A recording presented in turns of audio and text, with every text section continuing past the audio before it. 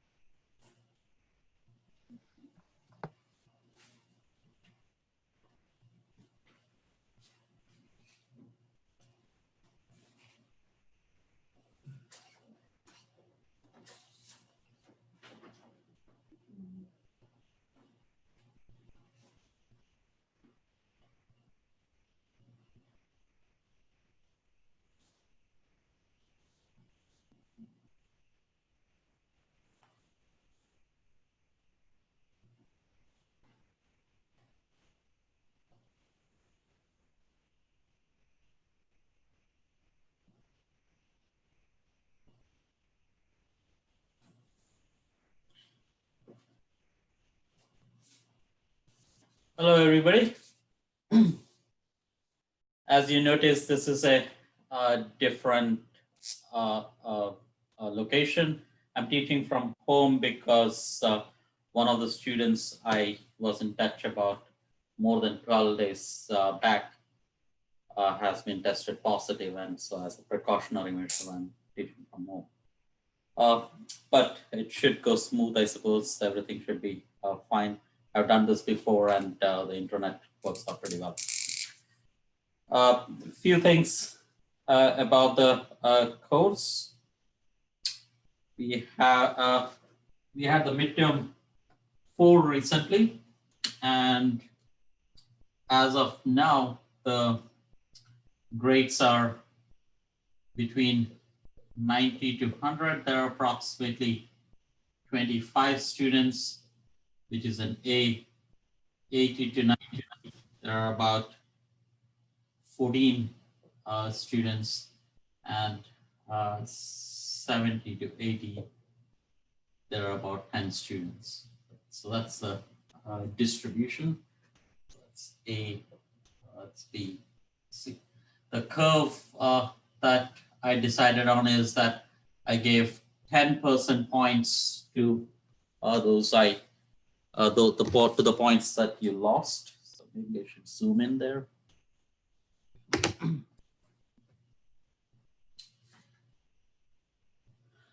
That's about the midterm. Few things that are remaining in the course. That is a homework 10 remaining, which is due December 3. That's on Thursday. It's a relatively shorter homework. And the final exam is 1 week from Thursday.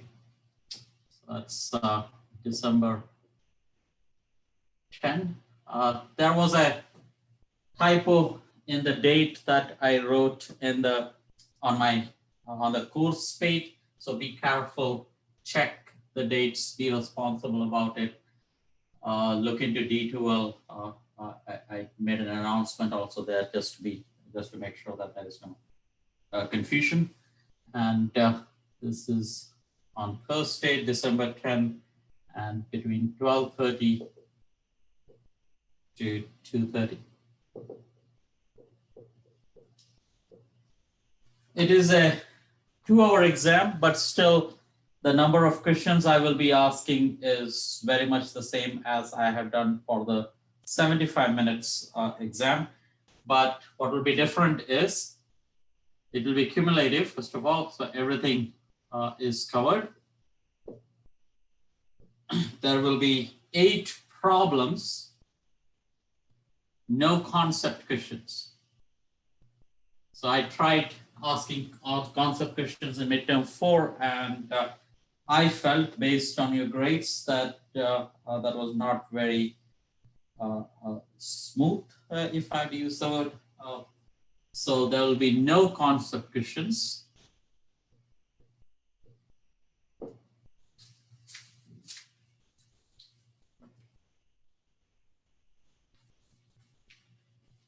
So no concept questions. All midterm like, exactly midterm like actually, midterm like problems. It doesn't mean that I'll be repeating the midterm problems, but it will be, that's the way you want to study for it. Time should be more than sufficient. Time will be more than sufficient because there are only 8 problems and you're used to doing 8 problems in 75 minutes. So you have 120 minutes now. It will be more than sufficient. So that's about the final exam. I should also make a point in advising you that if you're after the curve, if your score is less than 89, so after curve, right? It's not before curve. After curve, if your score is less than 89, it is not realistic to aim for an A. Remember that 90 is the A, and after all the curve, if you already have an 88, and remember there are only 10% points remaining. So there is probably not a very good chance that you might improve your grade, even if you get full points. So that's the way to look at it. If you're below 89, even if you get 100 out of 100 in the finals, probably your grade may not improve. But this is after the curve, so do not get discouraged if you're 88.4 or something before your curve. And I do take care of the last digit. I did give off the last digit. So be very careful about that. So it's unrealistic. And same thing with less than 79, right? If you want an A, if you're already less than 89, that is a be realistic. That's my point. Okay, so that's final exam. That's homework. And there's one more point. That is a course evaluation, which few semesters ago it used to be done physically in a classroom. There used to be papers given out, but these days, in the since about 2 or 3 semesters, this is being done on D2L. So this is available on D2L. I will encourage you guys to do that. I cannot require you. That's not a requirement at all. But I will request and encourage you guys to do that. It is useful. I do read it and try to incorporate it in my future courses. And university also uses this for various purposes. So it helps, and it shouldn't take more than 5 minutes to do that, or 5 or 10 minutes to do that. So that's something as a social duty you might want to consider doing. And that's all. Any other questions you have for me before I begin doing simple harmonic motion? Okay. If not, so.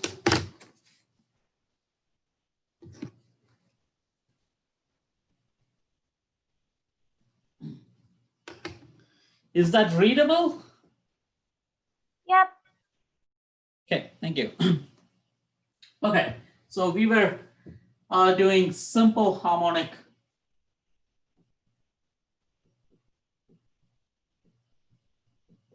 motion.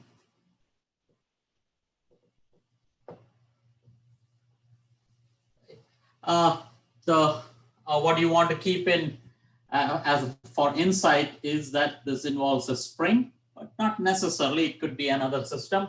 And today we will talk about a pendulum also, but it is always good to have a picture in mind. So that's your spring, that's the mass M, and this is at equilibrium. But if you were to stretch it, let's say you're somewhere here, and it experiences a force which is proportional to how far is the stretch.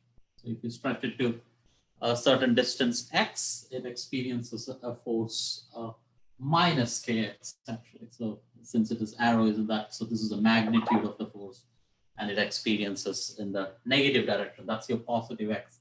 Force is in the negative x.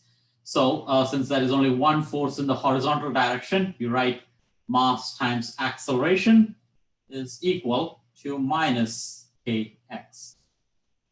That's your defining equation for a simple harmonic motion. It is often convenient to rewrite it, divide out by mass m. So you can write this as minus k over m and define your angular frequency as square root of k over m. And this reads, in that case, omega square x. So what it says is that if the acceleration is proportional to the negative displacement, there's a negative sign, so acceleration is proportional to the displacement, and with a negative sign associated with it, that means that you have some, whatever system you're dealing with, that will oscillate as time goes. This displacement will oscillate in time. So, so its solution is this keeps oscillations, means that about an equilibrium point, it will go to and fro around that point. So that's what we want to keep in mind. And the solution is immediately, the solution for this is x as a function of time is equal to, so I'll introduce 2 more parameters here. So that's A, the amplitude, times cosine. And this is slightly different from what we did last time. I'm going to make it a little more general. So that is a delta. And I'll talk about what this delta is There is an A and a delta. So let me define what these are. So this is A is the amplitude of oscillation. I'll make it more clear in a few minutes. There's already an omega, which is angular frequency. This is also 2 pi over t, which is time period. So you can think of t as time period. Whenever there is an oscillation, something is happening periodically. The period, how much time after which this comes back to the same position, that's a full oscillation. It's not half. So this is also a period, but that's half a period. So it go and come back. So coming back to the same position after it. That says 2 pi over t, right? This is 2 pi over t. Yes, that's correct. All right, just want to double check. Should I be zooming in? Is this not readable? Or is this okay? It's fine. Sometimes it just looks a little fuzzy, but it could also be my connection. Okay. So let me know if you want me to change anything. So, and let me also try to write a little bigger. So that's 2 pi over time period t. A's amplitude omega is angular frequency.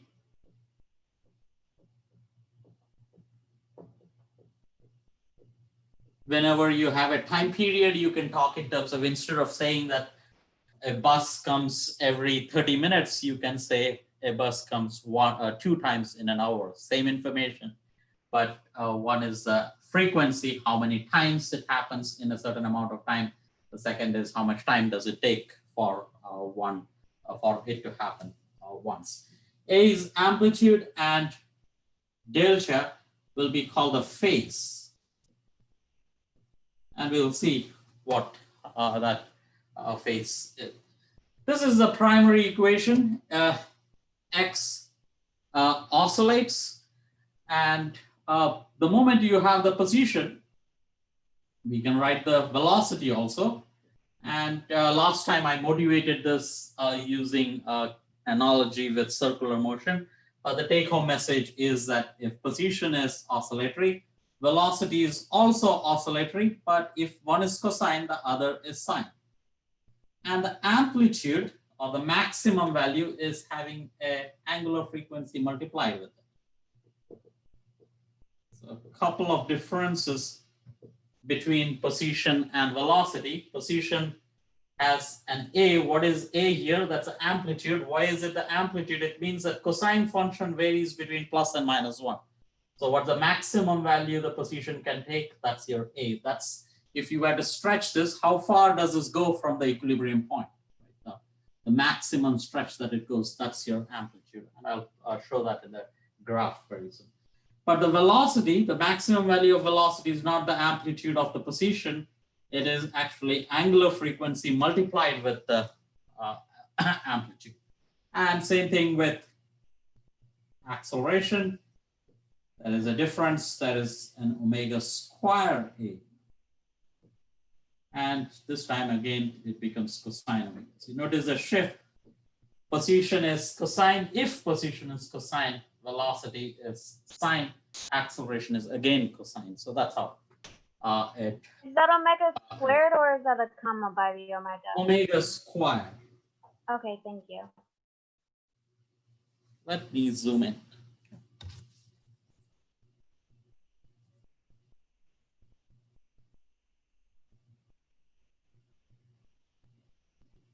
Better, hopefully. Yes. Okay. That's your solutions, and I have to move the board again. So that's one set.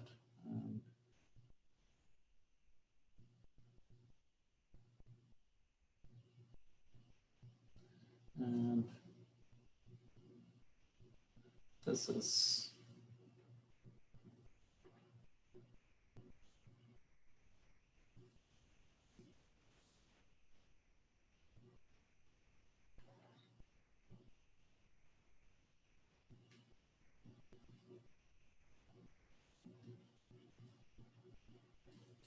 Okay. That's position, velocity, and acceleration for simple harmonic motion. Notice what is the maximum value of position? So maximum value for x of t is when cosine function is 1, right? So let me write that as x max, let's say. X max is equal to a. What is the maximum value for velocity? V max. There is a negative sign, but we are talking about the maximum value. Maximum value happens when sine function is a negative. So that's omega times a. And whatever is the amplitude of oscillations, you multiply it with the angular frequency, which is decided by the spring constant k and m, and you get the velocity, maximum velocity. What is the maximum acceleration? You multiply with an omega square, so that's omega square times 8. Again, that's square. So that's some information you can immediately gather from this solution. I said we should realize what A and delta especially is. So let's try to plot this as a function of time. This is an oscillatory function, and they will look like this. So that's your oscillatory function, a simple sine or a cosine function. It's a periodic motion as time goes. So that's your time. What is a time period? Time period is very clear. Take any point, any reference point, and whenever it starts repeating. Right? So this is your time period.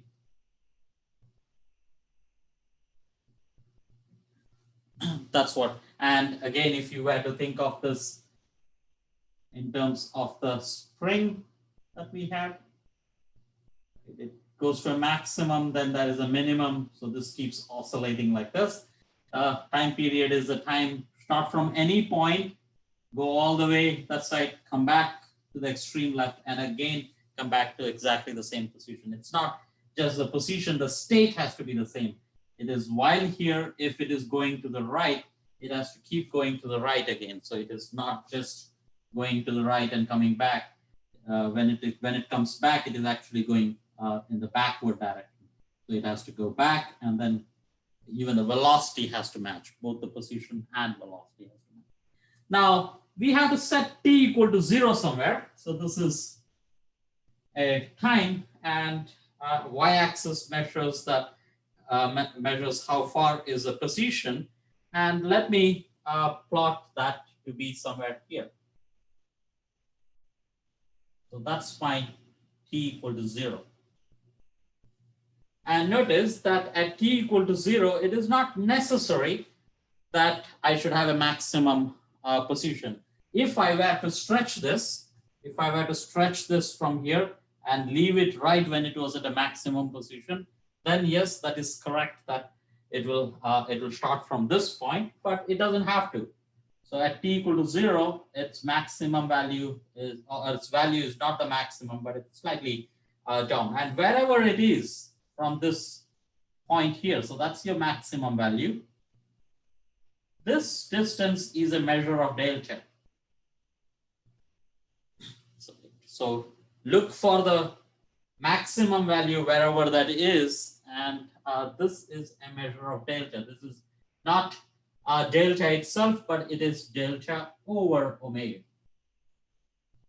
So if I were to set time t equal to 0, whatever is the remaining phase needed to actually reach that maximum, that's called the phase. So this is called the phase. The delta is the phase.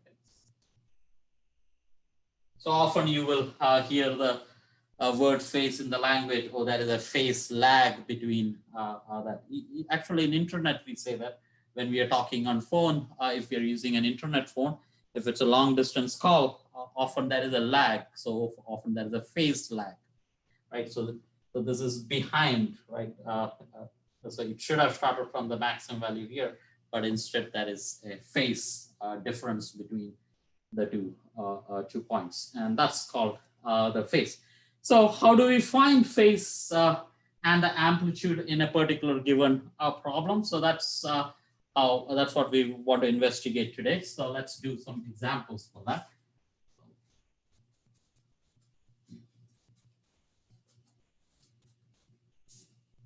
So let's say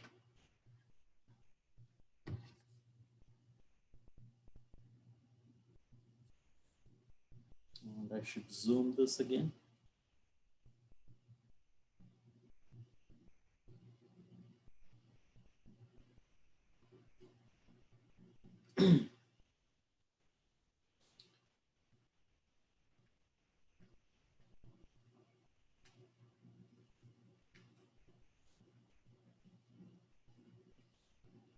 Okay. So example.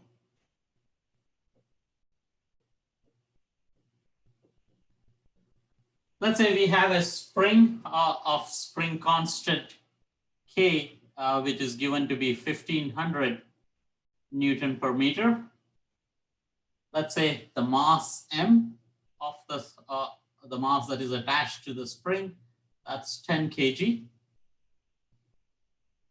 And let us say these are called initial conditions at time t equal to 0. So at time t equal to 0, x is equal to x max. And at time t equal to 0, velocity is equal to 0. So that's the information that is given to us. Again, imagine the spring here. So we are saying at time t equal to 0, you stretch this, so there is a positive plus x max. So that's your x max. And I had the choice of giving it a kick when I am leaving it at time t equal to 0, but I keep the velocity to be 0. So that's the understanding there. That instead of pushing this while I begin the oscillation, I just let it go, so that it's like dropping a stone from rest instead of throwing it with a certain velocity. That's your initial conditions. Before I begin, I can calculate my omega because K and M is given to me. So that's K over M, and that's equal to 1500 divided by 10. So that's square root of 150. That's equal to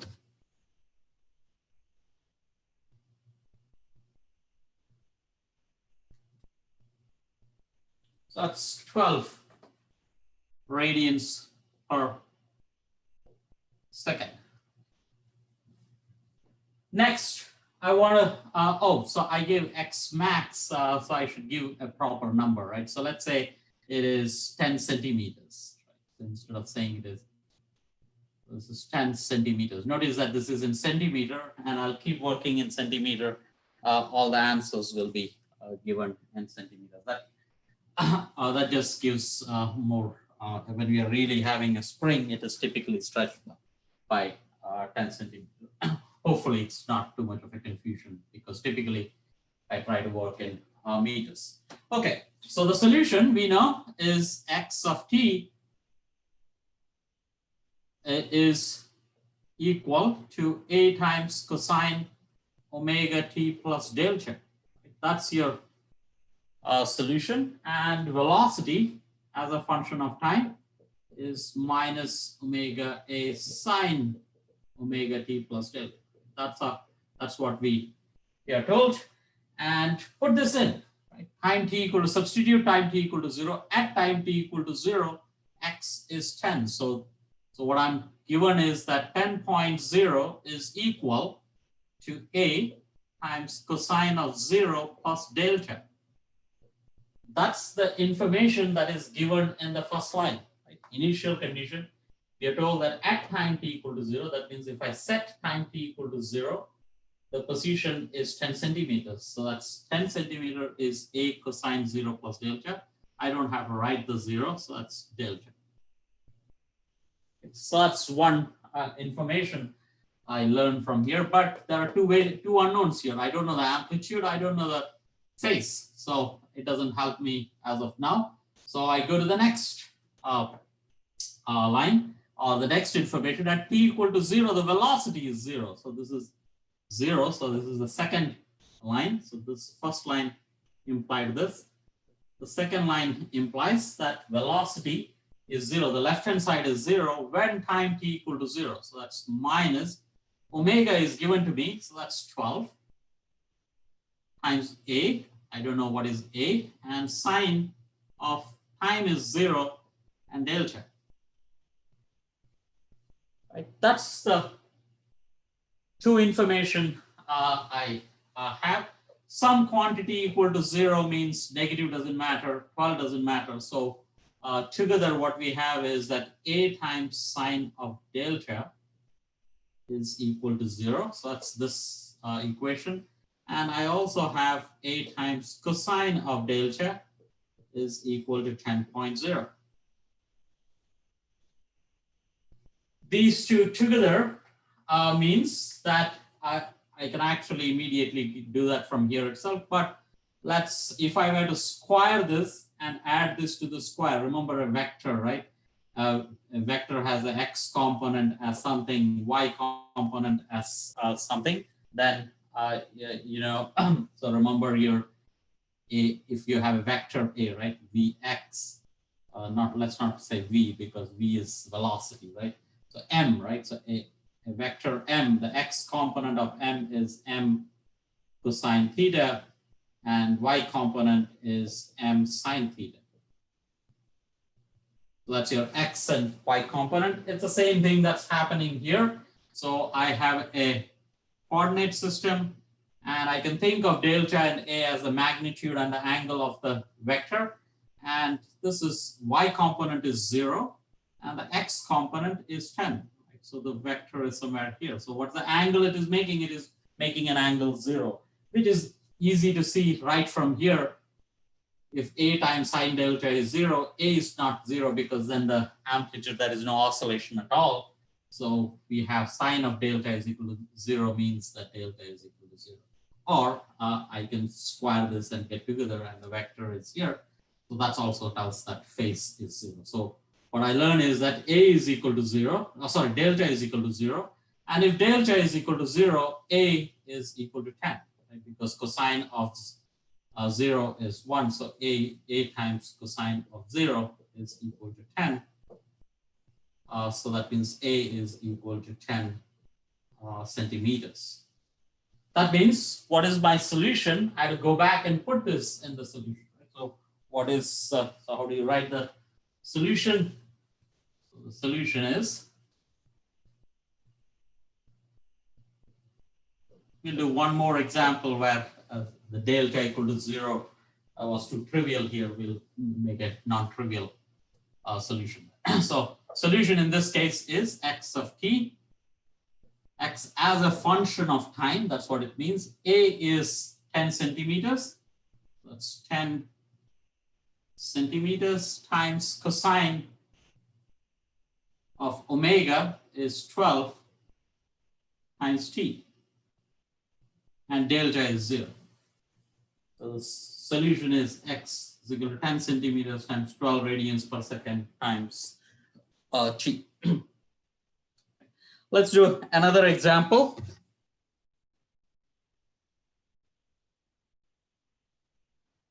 Oops.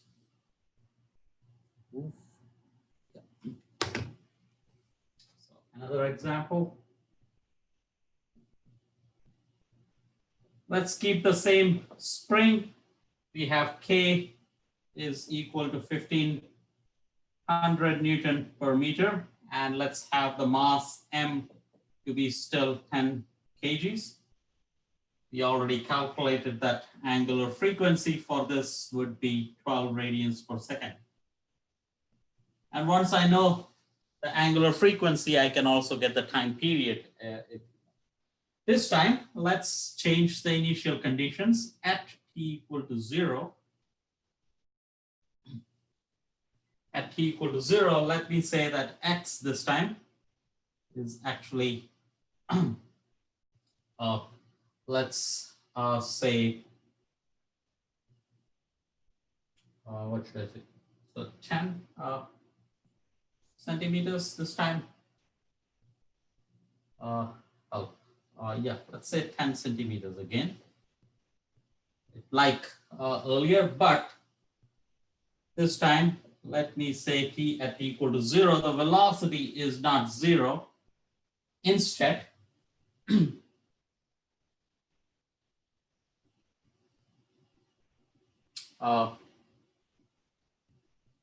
instead I say it is 2 meters per second, which is 200. So this is 2 meters per second. But I want to work with centimeters, so that's 200 centimeters per second. Either I convert the x or v into the other numbers. So that's what we have. And again, we use the same solution. So x of t will always be a times cosine omega t plus delta. And the goal is to find a and delta that suits this problem. And the velocity as a function of time is minus omega a sine of omega t plus delta. Right. So again, substitute this in the first equation, the information that is given to us. So at time t equal to 0, x is 10. So I'm told that, so this is 10.0 is equal to a cosine delta. So that's it's like saying the x component of a vector is 10. Similarly, the second line, this is different from what we had earlier. Now, velocity is not 0, it is actually 200 equal to minus of omega was 12 times a times sine delta.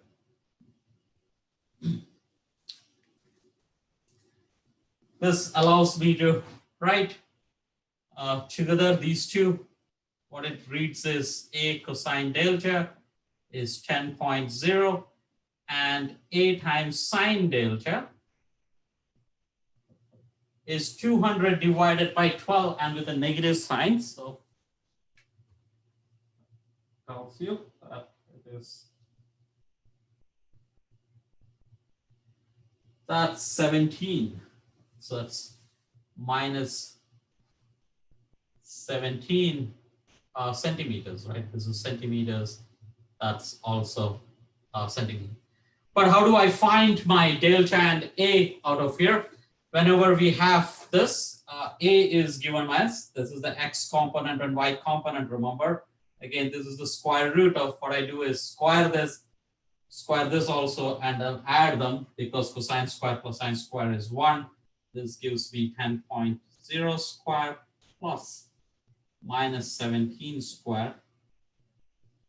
And that's equal to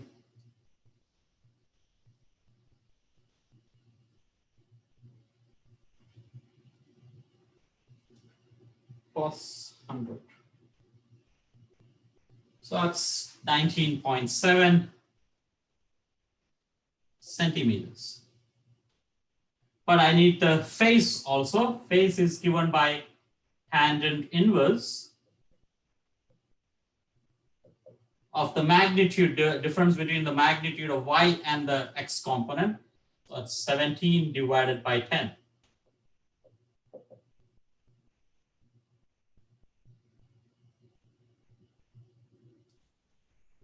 And that's about 59.5 degrees. But I still have to decide what is the phase. Is it a plus or a minus? So we draw a small diagram. Right? Remember, this is the x component is positive and the y component is negative, right? So x component is a cosine function that comes with that is positive, and y is negative. So that means it's in the fourth quadrant. And it is 10 and 17. So that's, if this is 10, that's your 17. So that's your vector. And with respect to x-axis is what is delta. So it is a negative angle. If you were to measure it with respect to the x-axis, so it's negative delta. So delta in that sense is negative 59.5 degrees. So let me change that here itself.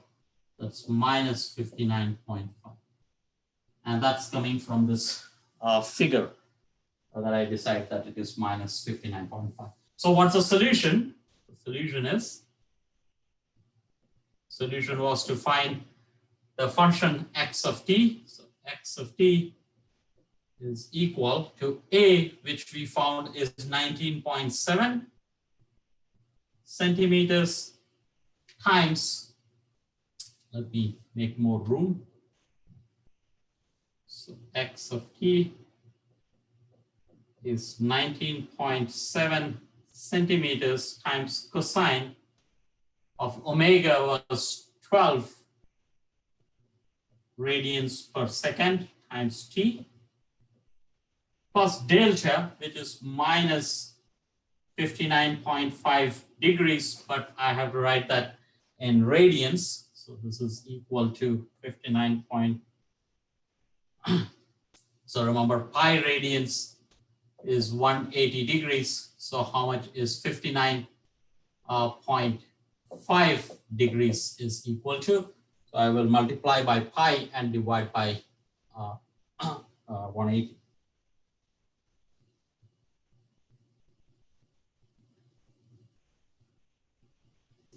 So that's about 1.04 radians.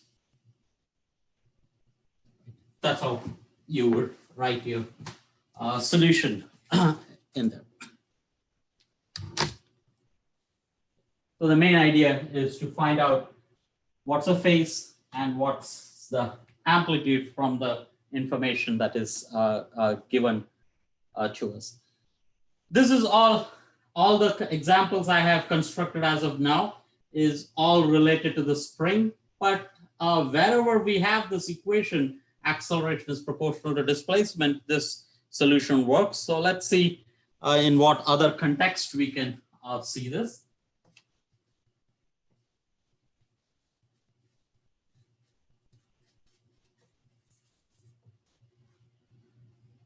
So let's introduce what is called a simple pendulum.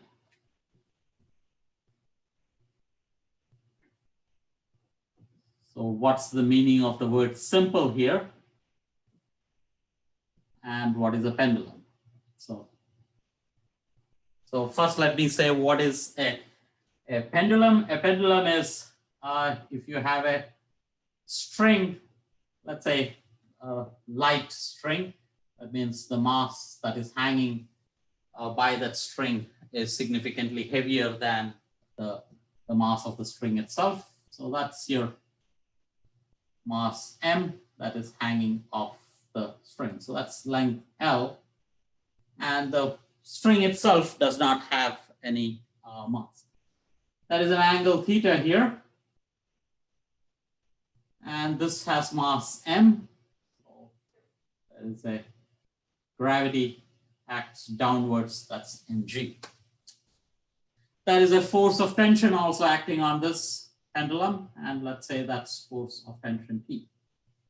Two forces acting, and we can do this using Newton's laws, but it turns out to get a solution, it is much easier if we work in terms of the angular coordinates. That means this is also rotating about this point.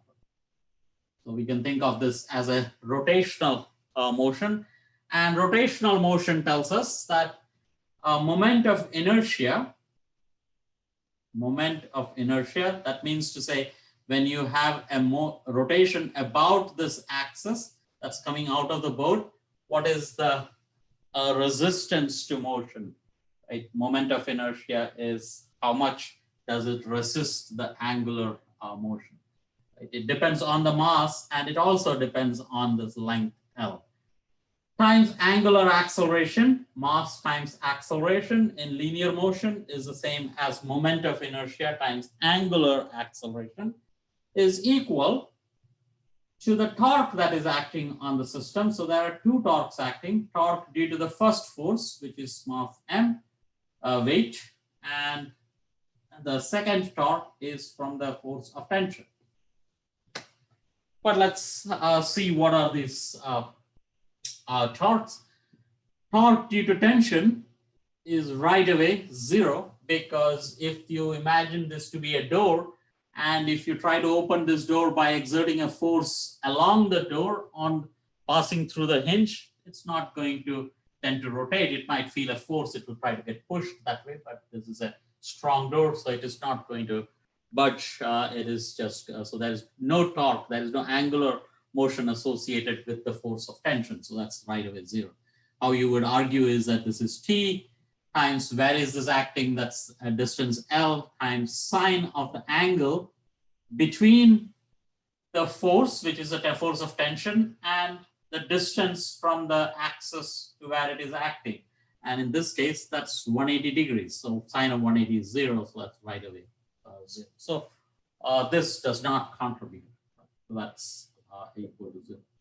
What's the torque due to the weight? That's acting due to gravity, that is mg, times how far is the force acting with respect to the axis, that's L, and sine of the angle between the force that's acting and the vector that connects from the axis to the point where it is, where the force is acting, and that's angle theta. So this is sine of angle theta. We also need to take care of the fact that the axis is coming out of the plane of this board. So any torque that tends to make it move to the right is positive. Anything that does the opposite is negative. And if you notice this force mg, just by looking at the component, this is going to try to pull this down, right? At least when angle theta is positive, the torque is negative. So there is a negative sign. So that's the torque that goes in here. So before I proceed, I should also say this is just a point mass in the sense that there is no mass associated with the string. So the moment of inertia for a object that is a certain distance from the axis is just mass times the distance squared. That's also we know. And if I were to put in all this information in here, what I learned is that m times L squared times the angular acceleration alpha is equal to the torque, which is minus mg times L times sine theta. We immediately see that the mass cancels out. One of the length also cancels out. And I can take the L on the other side, and we have angular acceleration is equal to minus g over L times sine of angle theta. Now let's differentiate. Again, remember your simple harmonic motion. Earlier we had acceleration to be proportional to the displacement.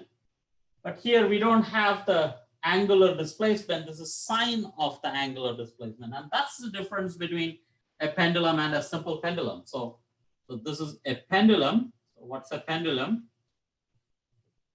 A real pendulum has this feature that alpha is equal to minus g over L times sine of the angular displacement. Right? So this is angular acceleration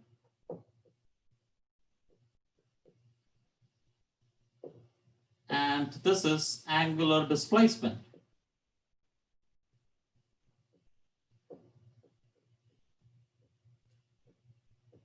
Very similar to what we had in simple harmonic motion, but there is a sine feature, sine function that comes in. So this is not simple harmonic motion, right? A pendulum does not satisfy simple harmonic motion, even though we do see that a pendulum goes up and down this way, but it is not simple harmonic motion for all angles, especially sine function is not same as theta. But if you notice, if you were to take your calculator and if you were to evaluate a sine of a small angle, and by angle I mean, let's say theta is small, that means to say 0.5 radians. For small angles, and that is in radians, 0.5 radians is already about 30 degrees. So how much small, it's always a matter of accuracy. So if you want 5% accuracy, that means to say that you can go all the way to 30 degrees. So don't stretch this pendulum all the way to 90 degrees and let go. Then it is not going to work. But if theta was 0.5 radians, and if you were to actually calculate sine of theta, it will actually be approximately 0.5 itself. It will change a little, but to the second digit, or it might be 0.49 or so. So let's see this in the calculator. So but I need to go to radians, right? Let's see, how do you change that?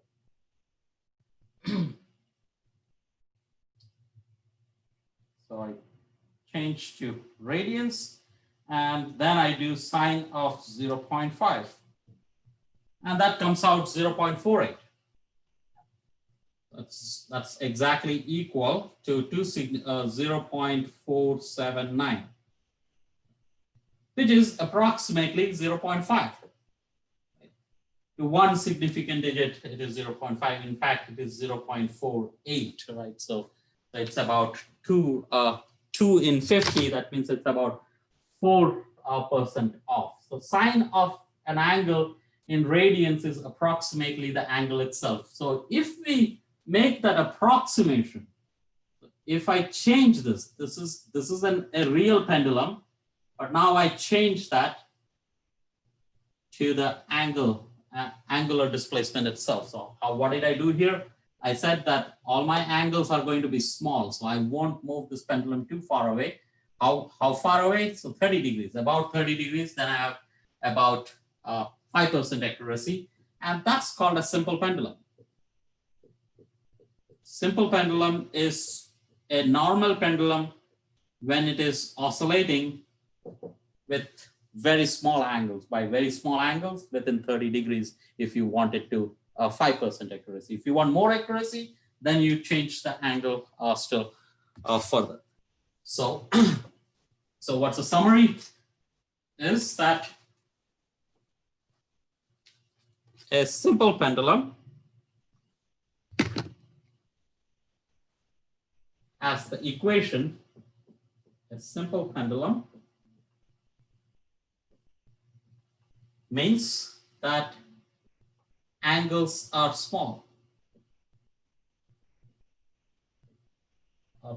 Angles are small is not a very correct statement. Always angles has to be small compared to something. So that means to say that if you want 5% accuracy, then theta has to be less than 30 degrees. So that's the, if you want more accuracy, then you want to make it smaller. In that case, the angular acceleration is exactly equal to minus g over L times the angular displacement. And that looks exactly like, at least there's an analogy, one-to-one analogy between this and simple harmonic motion. There it was linear acceleration, linear displacement, and here there was k over m, but instead now we have g over L. So let's rewrite the same quantity here. So that's minus omega square times the angle theta. And we now recognize that omega is equal to G over L.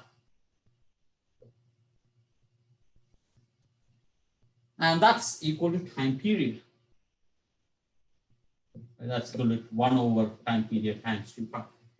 That is one feature that shows up here clearly, that the time period, how much time it takes, right? So there's a pendulum here. The time is, it goes all the way here and then comes back. If you start from in between, go all the way one side, go to the other side, and then come back. Like the state of the pendulum has to come back. It depends only on the length of the pendulum. It does not depend, the time period does not depend on anything else. So if I were to solve for t there, so t can be written as 2 pi. I invert that. This is L over G. Frequency is G over L, so time period is the inverse of that. It is 2 pi times L over G. So if you are on the surface of Earth, G remains the same. So the time period is completely decided by the length of the pendulum for a simple pendulum. If you keep the angle of oscillation small, then length of the pendulum decides everything. It doesn't matter how far you stretch it. It's slightly counterintuitive in the sense that you would think that if you were to stretch this pendulum very far away, right? So that means to say, let's say within 30 degrees, you would think that if a pendulum was to have small oscillation versus large oscillations, it should take more time because it's going a farther distance, but it doesn't because it's actually going at a faster velocity. Since the velocity is faster, it covers the distance in less amount of time. So overall time period is exactly the same, slightly counterintuitive. But there is another feature that one can see. You can, if you have very good instruments, if you can measure time period very precisely, then you can actually measure G using this method. So earlier, historically, what happened is that we did not have very good ways of keeping time. And a pendulum was used to keep time. Like if you go back about 100 years, you see this grandfather clocks where you have a pendulum that is swinging. And this decides your time period. But now that we have very good watches, you can reverse the whole problem and solve for G here. So square this equation and solve for G here. So this will be equal to 4 pi square times L over T squared. And that gives you a measure of, or a method to find acceleration due to gravity, or to measure acceleration due to gravity, or better, you can actually, if you're on another planet, you land on a new planet, but you would like to know how different is this acceleration due to gravity. For example, on Moon, the acceleration due to gravity is about 1/6. How do we know that? How would you measure that? You take a pendulum there, oscillate it, measure the time period. It's very easy to measure the time period.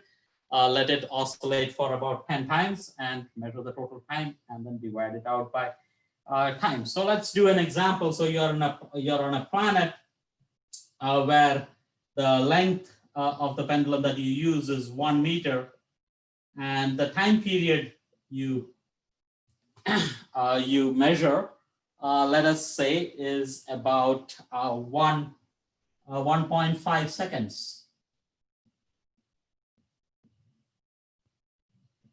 And let's ask what is the G there, right? So G would be 4 pi square times 1.0 divided by 1.5 square. And the units are meters on top and seconds square, so it comes out as meters per second square correctly. And that's equal to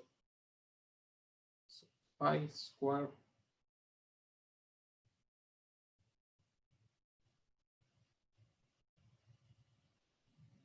and that's about 17.5, or in two significant digits, that's 18 meters per second square.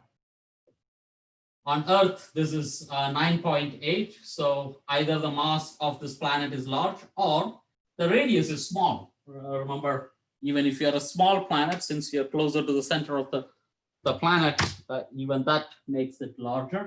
So the acceleration due to gravity is significantly stronger in this case. So simple pendulum is an example of simple harmonic motion for small angles. So that's one thing we learn. And in your homework, there is a problem like this, where you're asked find out what is the acceleration due to gravity. That is one small extension one can make. We assumed that this is a massless string and the mass is all at the corner, but you could also have what is called a simple physical pendulum.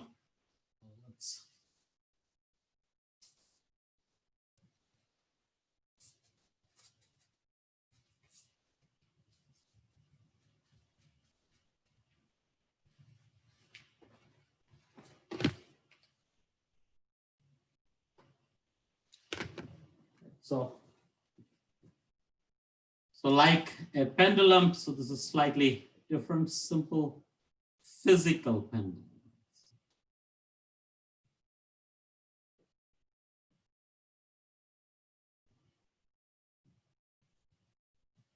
Right, what is a physical pendulum? So take any object, any rigid object, and so for example, this could be an object of any shape, and make it, so this is a hinge,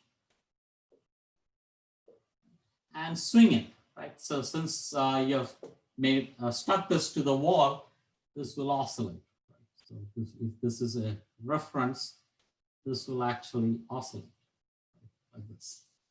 Right? That's a physical pendulum. That's a complicated object, but let's make it very simple. Let's just take a rod, a simple rod, a thin rod. It could be a meter stick.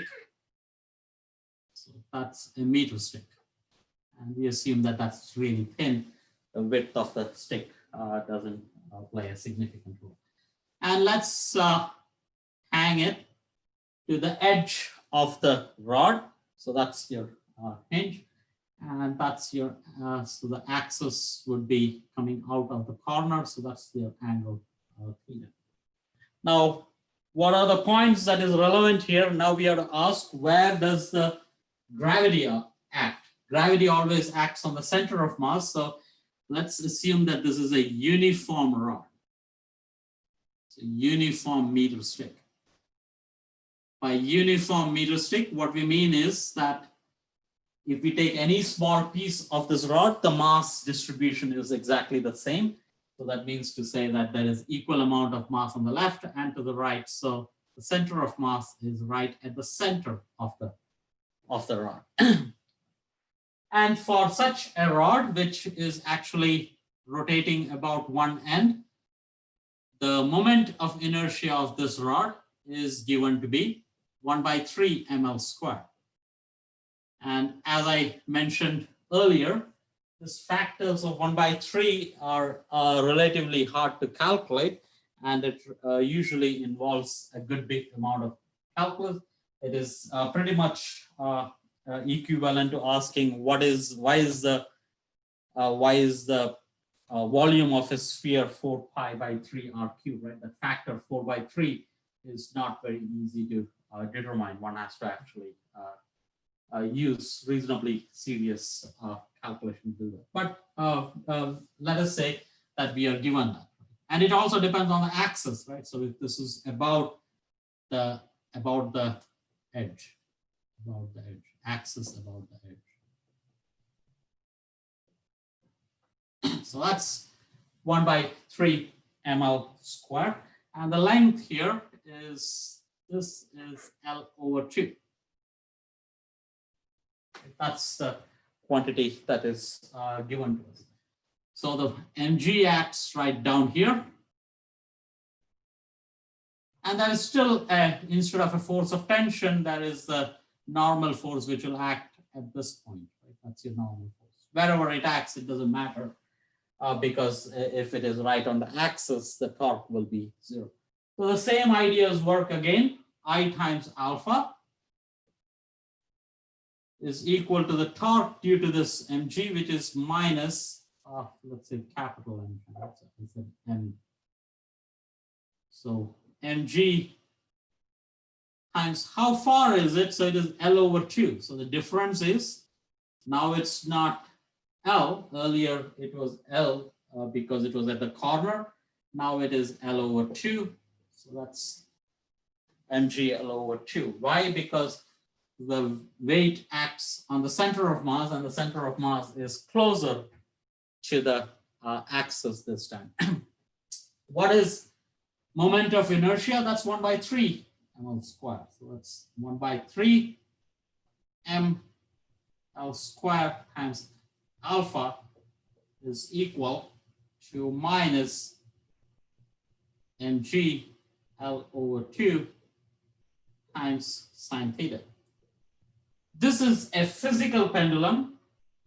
I switch to simple physical pendulum by saying that the angle theta is going to be small.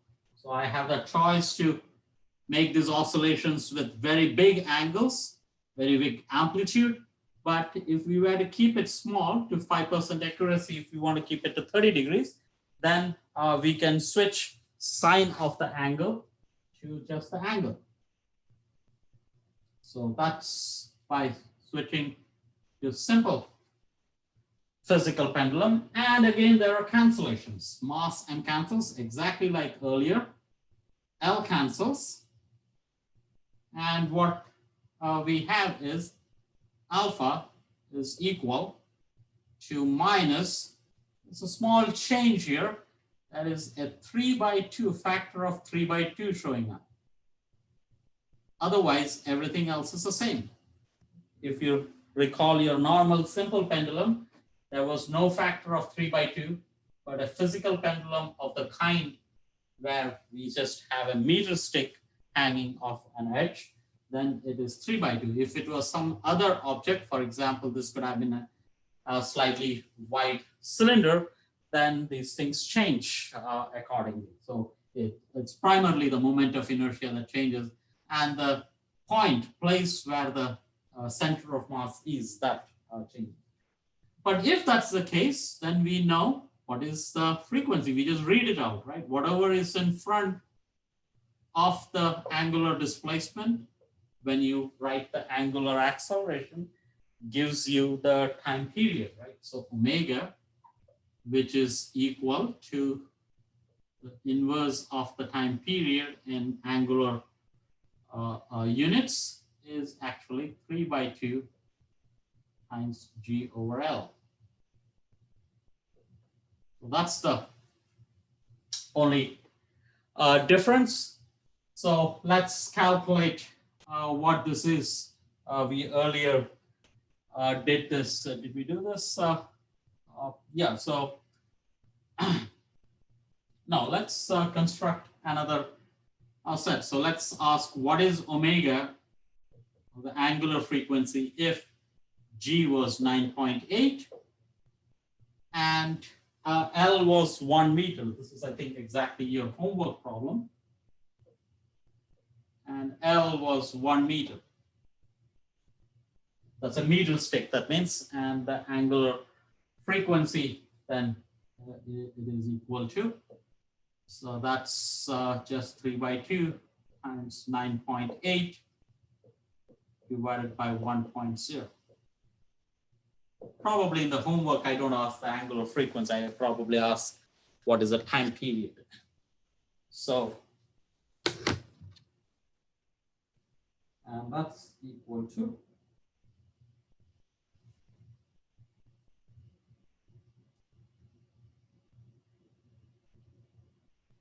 and that's 3.8 radians per second. Angular frequency is measured in radians per second. So those are some of the examples we have for simple harmonic motion. We can make this relatively complicated with by adding simple masses to this, but I will stick to simple questions like these. And I'll stop here at this point, even though I have about 9 minutes remaining, but we'll start on the concept of gravitational potential energy in the last lecture and do some simple examples and stop with that. And that's all. Thank you. Do we have an extra credit? Oh, I forgot the extra credit. And everyone's kicking me for saying something, so sorry. I need all the extra credit I can get. Yes. Well, still, even if he doesn't give one, we can write no extra credit, and he still accepts it for extra credit points. Yeah, but since, okay, how about this? Today, if you, I noticed that at least a couple of you have left. If you simply write there is no extra credit, that's good enough. But let me ask an extra credit question. What is the error? So extra credit, right? So extra credit. What happens? So what is the time period for a pendulum when angles, or the maximum angle you take is 180 degrees? So theta max is equal to 180 degrees. That means you take this pendulum and you actually go all the way here and then drop it. So you go all the way on the top and then slightly drop it.